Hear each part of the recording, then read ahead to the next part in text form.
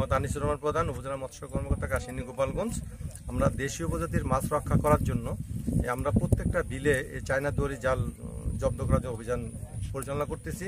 এর ধারাবাহিকতায় আজকে আমরা এই বিলে আমরা অভিযান সকাল থেকে অভিযান পরিচালনা করতেছি। আনুমানিক এই পর্যন্ত আমাদের প্রায় 50টির মতো জাল আমরা জব্দ করছি। এই জালগুলো আমরা উপজেলা পরিষদ চত্বরে নিয়ে বশীভূত করব এবং দেশীয় প্রজাতির মাছ রক্ষা করার জন্য আমাদের এই অভিযানটা অব্যাহত আছে এবং অব্যাহত থাকবে। আমরা যেখানে চায়না দুয়ারি জাল আছে সেখানে আমরা সরাসরি অভিযান পরিচালনা করব আমাদের মৎস্য সম্পদ রক্ষা করার জন্য। ধন্যবাদ। আরেকটা ভ্যান কই?